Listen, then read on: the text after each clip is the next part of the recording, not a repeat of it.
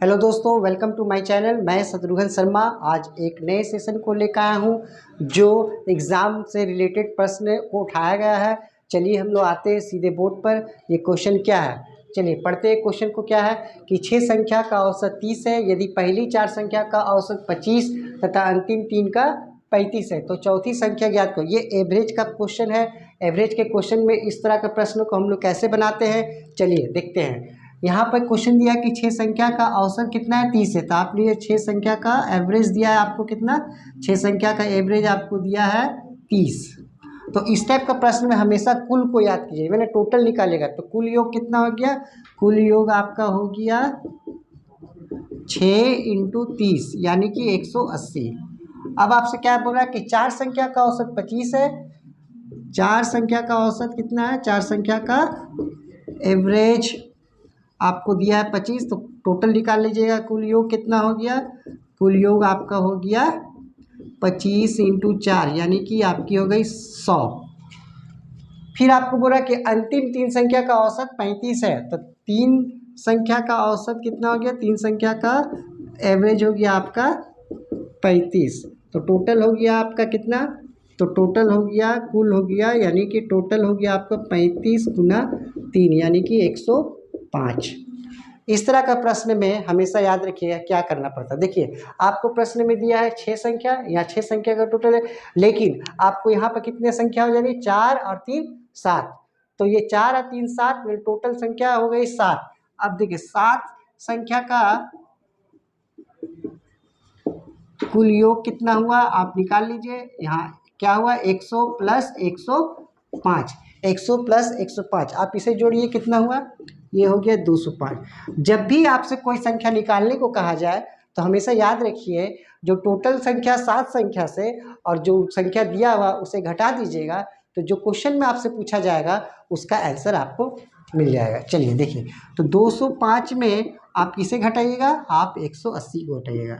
180 को घटाएं तो आपको क्या मिला, 25, यानी कि आपकी आंसर क्या हो गई, आपकी आंसर हो गई 25। चलिए इसे नोट कर लीजिए और हम लोग आते हैं नेक्स्ट क्वेश्चन पे। चलिए 2 नंबर क्वेश्चन पे आते हैं। 2 नंबर क्वेश्चन क्या है, ये भी एक एवरेज के क्वेश्चन है कि 3 संख्या में पहली संख्या दूसरी की दुगनी तथा तीसरी की आधी है यदि तीनों संख्याओं का औसत 56 है तो पहली और तीसरी संख्या के बीच का अंतर याद करें।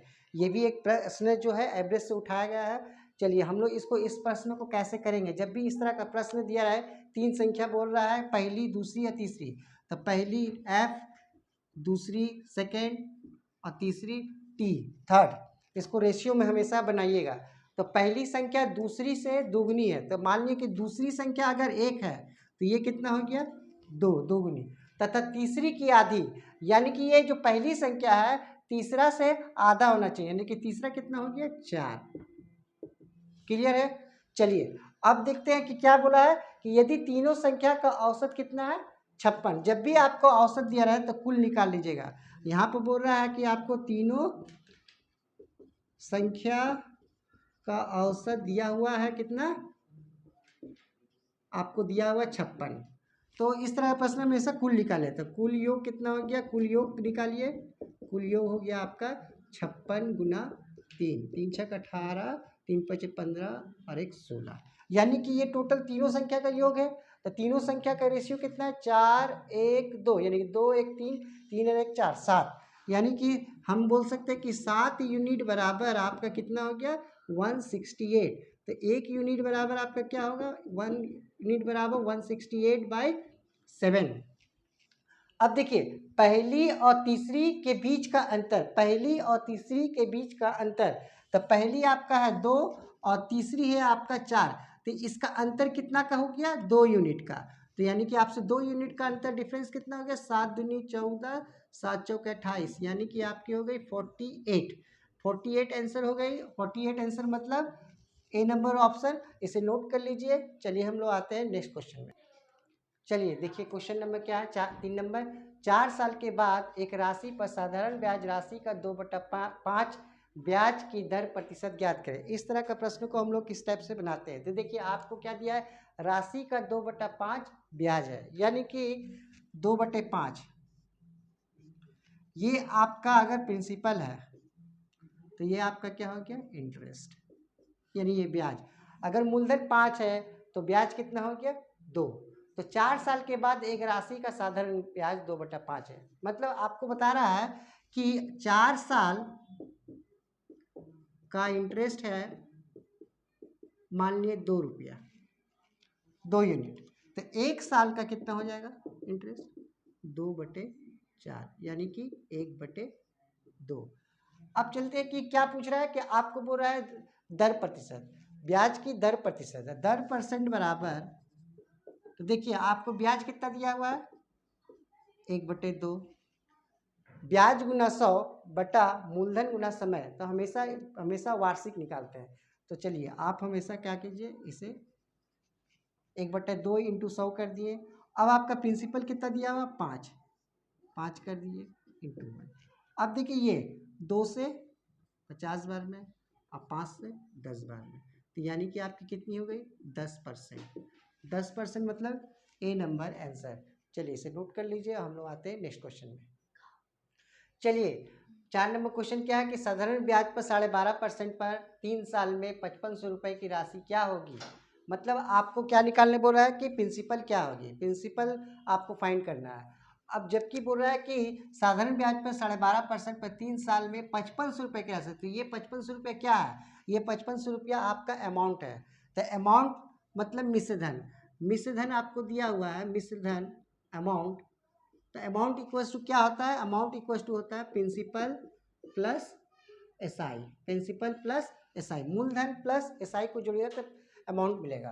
अब आपको बोला है कि यहाँ देखिए रेट ऑफ इंटरेस्ट कितना है, 12.5%, तो क्या कीजिएगा हमेशा 12.5% मतलब फ्रैक्शन कर दीजिए इसे, तो ये कितना हो गया, 1/8, यानी कि आपका प्रिंसिपल कितना हुआ 8 और इंटरेस्ट कितना हुआ 1, लेकिन कितनी साल के लिए, 3 साल में, तो 3 से इसे मल्टीप्लाई कर दीजिए, तो ये हो गया 3/8।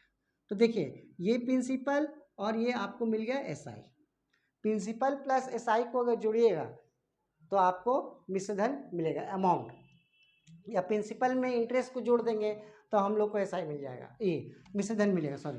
तो 8 और 3 कितना हो गया 11, तो 11 यूनिट इक्वल्स टू कितना हुआ, 11 यूनिट इक्वल्स टू आपको दिया हुआ है 5500, तो 1 यूनिट बराबर इतना। तो आपसे क्या पूछा, राशि क्या होगी, राशि यानी ये प्रिंसिपल है, तो प्रिंसिपल क्या होगी इंटू 8, 11×5 55, 8×5 40, यानी कि कितनी हो गई 4000। 4000 मतलब आपकी ऑप्शन हो गई सी नंबर क्वेश्चन। चलिए नेक्स्ट क्वेश्चन पे आते हैं। नेक्स्ट क्वेश्चन पर क्या है, यदि इनकम टैक्स 17% बढ़ जाती है तो शुद्ध इनकम 3% कम हो जाती है, तो इनकम टैक्स की दर ज्ञात करें। इस टाइप का प्रश्न को हम लोग कैसे बनाएंगे, देखिए नेट इनकम प्लस टैक्स को अगर जोड़िएगा तो आपको क्या मिलेगा, टोटल इनकम मिलेगा। अगर नेट इनकम प्लस टैक्स को जोड़िएगा तो क्या मिलेगा, टोटल इनकम मिलेगा, आपको टोटल इनकम मिलेगा। जब भी नेट इनकम में टैक्स को जोड़ते हैं तो टोटल इनकम मिलता है। तो आपको क्या बोला, इनकम टैक्स 17% बढ़ जाए, तो मतलब आईटी अगर आपका 17% बढ़ जाए यानी कि इंटू 17% कर दीजिए। उसके बाद बोल रहा है कि नेट इनकम 3% कम हो जाए, इक्वल्स टू देखिए नेट इनकम आपका कितना परसेंट, 3%। देखिए परसेंट से परसेंट कट जाएगा। अब नेट इनकम और इनकम टैक्स को जोड़िएगा तो क्या मिलेगा, टोटल इनकम मिलेगा। तो देखिए सीधा आप इसे जोड़ दीजिए तो ये आपको क्या मिल जाएगा, टोटल इनकम। ये टोटल इनकम आपको कितना हो गया, 17 + 3 यानी कि आपको हो गई 20 यूनिट। अब आपसे क्या पूछा, इनकम टैक्स की दर ज्ञात करें। तो इनकम टैक्स की दर ज्ञात करने के लिए आई टैक्स जानने के लिए रेट, तो टोटल इनकम कितना हो गया आपका 20 और नेट इनकम कितना है 3। प्रतिशत ज्ञात करने के लिए क्या करते हैं हम लोग, 100 से गुना करते हैं इंटू 100। अब इसे काटिए 20 25 100 यानी कि आपकी कितना हो गई 5 या 15%। तो यानी कि आपके 5 या 15% यानी ए नंबर आंसर हो गया आपका। चलिए इसे नोट कर लीजिए, हम लोग आते हैं नेक्स्ट क्वेश्चन पर। चलिए क्वेश्चन पर आते हैं कि क्या क्वेश्चन दिया हुआ है। क्वेश्चन दिया हुआ है किसी घनाभ की लंबाई चौड़ाई तथा ऊंचाई क्रमशः 5%, 5% और तथा 20%, -5%, +5% तथा 20% की वृद्धि कर दी जाए तो उसके आयतन में कितना प्रतिशत का वृद्धि होगा। इस टाइप का प्रश्नों को हम लोग फॉर्मूला से ना बनाकर एक तरीका से बनाएंगे, एकदम कम समय में कैसे सॉल्व करेंगे। देखिए, जब भी आपको प्रतिशत दिया रहे तो आप उसे हमेशा बटा में कर लीजिए या फ्रैक्शन में ला लीजिए। देखिए, यहाँ पर दिया है आपको लंबाई कितना दिया हुआ है, -5%। तो 5% कीजिएगा तो 5/100 यानी कि 1/20। उसके बाद चौड़ाई कितनी दी हुई है, चौड़ाई आपको प्लस में दी हुई है तो आप चौड़ाई कर लीजिए। 5% मतलब 5/20 प्लस प्रतिशत में इसे काट दीजिए यानी कि 5/100 यानी कि इसे काट दीजिएगा तो 20। चलिए, ऊंचाई कितनी हो गई, ऊंचाई आपको हो गया 20%। 20% मतलब 20/100 यानी कि ये क्या हो गया 1/5, ये भी वृद्धि है। अब देखिए, यानी कि आपकी लंबाई ओरिजिनल कितनी थी 5 और अब लंबाई में कितना कमी कर दिए 1 यानी कि ये जो 19। चौड़ाई में क्या हुआ, पहले 20 था अब वृद्धि हो गया कितना, तो 1 है यहाँ पर 21 हो जाएगा। ऊंचाई कितना है 5 तो वृद्धि हो गया 6। अब आपसे क्वेश्चन में पूछ रहा है कि आयतन में कितने प्रतिशत की वृद्धि होगी। आयतन बराबर हम लोग क्या जानते हैं, आयतन बराबर L into B into H बराबर क्या होता है वॉल्यूम मतलब आयतन। तो देखिए, पहला लंबाई कितना है, पहला लंबाई आपका 20 था, कितना 20। अब बोला लंबाई में एक कम कर दिया जाए तो कितना हो गया 19। उसके बाद चौड़ाई में भी क्या हुआ, पहले 20 है तो इंटू 20 कर दीजिए, लेकिन इसमें क्या हो गया वृद्धि हो गया कितना 1 का यानी कि ये हो गया 21। उसके बाद ऊंचाई में क्या हो गया 5 है तो इंटू 5 कर दीजिए और वृद्धि हो रहा है तो यानी कि ये हो गया 6। अब इसे गुना कीजिएगा, अब इसे क्या कीजिएगा गुना कीजिए, कितना हो रहा है देखिए 2 दूनी 4, 4 पचे 20 यानी कि ये कितना हो गया 2000, ये कितना हो गया 2000। अब इसे गुना कीजिए, 21 छक कितना हो गया 6 का 6, 6 दूनी 12, 19 से इसे गुना कीजिए, 9 छक 54 के 4, हाथ में रहे 5, 9 दूनी 18, 5 23, 23 का 3, हाथ में रहा 2, 9 का 9, 2 11, इसे गुना कीजिए 6, 1 दूनी 2 और 1 का 1, इसे जोड़ दीजिए 4, 9, 9 1 10 और 1 और 1 2, 9 4 हो गया, ये 6 3 9 और 9 और 1 10 के 0 और देखिए 1 छक छक ठीक है, सॉरी यहाँ पर आपका कितना हो गया 1 से गुना कीजिए तो यहाँ पर 2 होगा,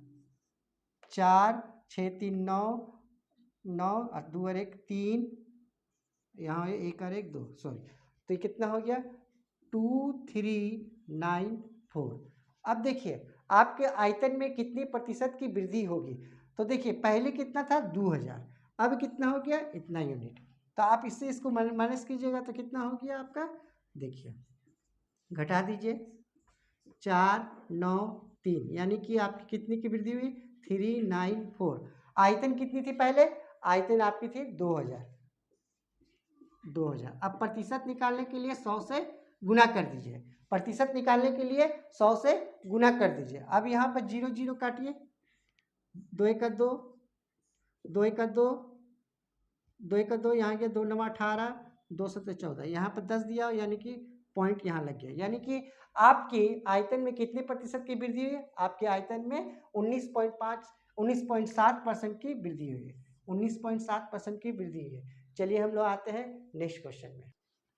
चलिए देखिए 7 नंबर क्वेश्चन क्या है कि 7 नंबर क्वेश्चन है टाइम एंड वर्क से, तो देखिए क्या क्वेश्चन है कि ए किसी काम को 4/5 भाग को 20 दिन में करता है, तब वह बी को बोलता है और दोनों मिलकर शेष काम को 3 दिन में समाप्त करता है, तब बी अकेले पूरे काम को कितने दिन में करेगा, बी अकेले पूरे काम को कितना दिन में करेगा। टाइम एंड वर्क में हमेशा याद रखिएगा कि यूनिट निकालना होगा, टोटल यूनिट कितना है और इफिशिएंसी निकालना होगा।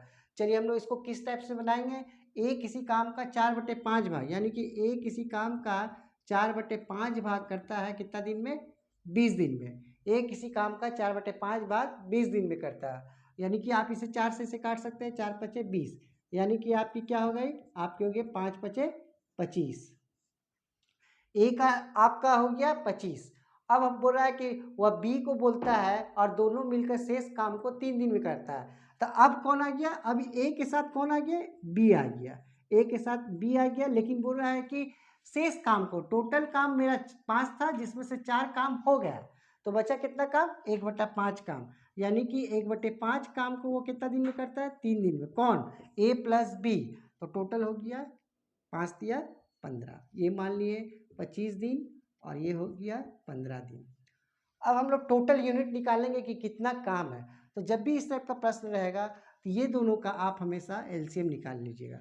25 और 15 का एलसीएम निकालिएगा। 25 और 15 का एलसीएम कितना हो गया, 75। तो यानी कि आपकी क्या हो गई, 75 यूनिट टोटल वर्क, 75 यूनिट ये काम करना है, जिसमें से ए का 25 दिन में, तो ए अगर 25 दिन में करा तो ये 25 को 75 में डिवाइड कीजिएगा, जो आएगा भागफल वो उसकी एक दिन की इफिशिएंसी होती है। तो 25 दिया 75, यानी कि ये 3, इसकी इफिशिएंसी एक दिन का कितना हो गया, 3। अब A + B का कितना है, 15 दिन, अगर 15 से भागा दीजिएगा तो 15 × 5 = 75, यानी कि A + B का इफिशिएंसी हो गया 5। अब आपसे बोला जा रहा है कि B अकेले काम को पूरा कितने दिन में करेगा, तो A + B का इफिशिएंसी कितना है, 5, और A का इफिशिएंसी कितना है, 3, तो यानी कि B की इफिशिएंसी कितनी हो जाएगी, B की इफिशिएंसी है 5 - 3 यानी कि 2। तो देखिए B टोटल कितना, B अकेले पूरे काम को, कौन काम को, 75 काम को कितने दिन में करेगा, तो टोटल वर्क बटा टोटल इफिशिएंसी किनका होगी यहाँ पर, B का, तो टोटल वर्क हो गया 75 और इफिशिएंसी कितनी होगी, 2, आप इसे डिवाइड कीजिएगा तो आपका हो गया 37.5, यानी कि आपकी आंसर क्या हो गई, बी नंबर आंसर 37.5 में बी अकेले पूरे काम को कंप्लीट कर देगा। चलिए हम लोग आते हैं नेक्स्ट क्वेश्चन में।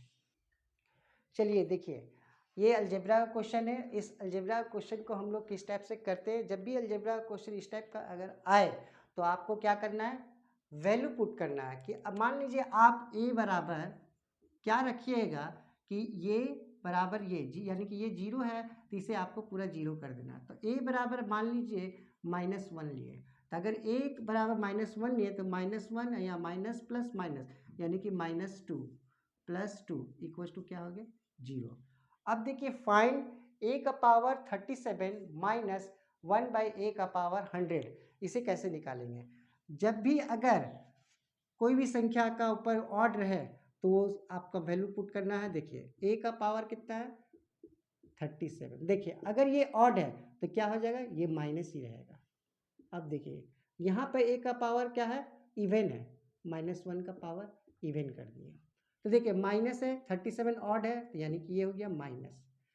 अब यहाँ पर देखिए, अब अगर यहाँ पर माइनस है, इसका पावर इवन है, तो यानी कि ये प्लस हो जाएगा। अब प्लस माइनस माइनस, यानी कि कितने हो गए आंसर, -2 आंसर हो गए। चलिए हम लोग आते हैं नेक्स्ट क्वेश्चन में। चलिए 9 नंबर क्वेश्चन में आते हैं। देखिए एक और अलजेब्रिक प्रश्न है, यदि a + b + c = 0 then a² + b² + c² by a² - bc बराबर कितना। इस टाइप का प्रश्न को मैंने बताया कि हमेशा वैल्यू पुट करना है। क्या वैल्यू पुट करना है कि मान लीजिए कि आपको यहाँ पर 0 है तो इसे क्या वैल्यू रखिएगा कि 0 कर दीजिएगा। तो सबसे पहले याद रखिएगा कि हमेशा c का वैल्यू 0 लीजिए। मान लीजिए 0 लिए, अब हमें ये 2 बचा, ये 2 को क्या वैल्यू लेंगे कि 0 हो जाए। तो a की मान क्या ले लिए, a का मान -1 ले लिए और b का मान +1 ले लिए। तो देखिए -1 + 1 यानी 0 = 0 हो गया। तो अब आपको इस पे फॉर्मूला में निकालना नहीं है, आपको सिर्फ वैल्यू को पुट कर देना है। तो देखिए a का मान कितना दिया हुआ है, a का मान -1 दिया, स्क्वायर कर दीजिए, प्लस b का मान क्या दिया हुआ है, +1 दिया हुआ है, तो यहाँ पर 1 का स्क्वायर कर दिए, और c आपको 0 दिया हुआ, यानी कि ये 0 ही होगा। अब देखिए a का मान आपको क्या दिया, -1 का स्क्वायर। अब देखिए b का मान आपको दिया है 1 और c कितना लिए है, 0। तो b अगर किसी संख्या को 0 से गुना करेंगे तो वो 0 हो जाएगा, तो यहाँ पर हो गया ये 0। माइनस है, पावर क्या है, ऑड है, तो प्लस होता है, तो यहाँ हो जाएगा 1 + 1 + 0, और ये देखिए माइनस है, इवन है, तो मतलब हो गया प्लस, यानी कि तो 1 और 1 जोड़िएगा तो 2, यानी कि आपके आंसर हो गए 2। चलिए इस टाइप का क्वेश्चन को आप नोट कर लीजिए और हम लोग आते हैं नेक्स्ट क्वेश्चन पर। चलिए 10 नंबर क्वेश्चन पर आते हैं। क्वेश्चन है टाइम एंड डिस्टेंस से रिलेटेड क्वेश्चन है। इसको हम लोग कैसे बनाते हैं, आगे क्वेश्चन पढ़ लेते हैं। बिना रुके एक बस की चाल 90 किलोमीटर प्रति घंटा तथा रुकती है तो इसकी चाल 82 किलोमीटर प्रति घंटा हो जाती है। तो बस 1 घंटा में कितने मिनट रुकती है, इस टाइप का प्रश्न को हम लोग कैसे बनाते हैं। सबसे पहले आपको देखिए स्पीड कितना दिया हुआ है, 90 किलोमीटर पर आवर। उसके बाद कितना दिया हुआ है, 82 किलोमीटर पर आवर। जब भी आप याद रखिएगा ये दोनों का डिफरेंसेस जब निकालेगा तो वो क्या निकलेगा, आपका डिस्टेंस निकलेगा। डिस्टेंस कितना निकल गया, 8 किलोमीटर पर आवर। अब आपसे पूछ रहा है कि बस 1 घंटे में कितनी मिनट रुकी थी, यानी कि आपसे क्वेश्चन पूछ रहा है कि टाइम निकालना है। तो टाइम निकालने का क्या है, टाइम बराबर फॉर्मूला होता है डिस्टेंस बाय स्पीड। तो देखिए डिस्टेंस कितना निकाले आप, 8, और स्पीड कितना है आपका, 90। अब आपको क्या बोला है, 1 घंटे में, तो 1 घंटा मतलब 60 से मल्टीप्लाई। तो देखिए 30 या 90, 30 दूनी 60, यानी कि हो गया 16/3, यानी कि हो गया 5.33 मिनट, 5.33 मिनट, 5.33 मिनट हो गया। तो आप इस टाइप से ही बना सकते हैं। और एक तरीका है क्या, इसे बनाने के लिए एक फार्मूला है, वो फार्मूला मैं दे देता हूँ। जब भी बिना रुके बस की चाल दिया रहे तो हम लोग कैसे बनाएंगे, याद रखिएगा ये फार्मूला को, आप याद रखिएगा।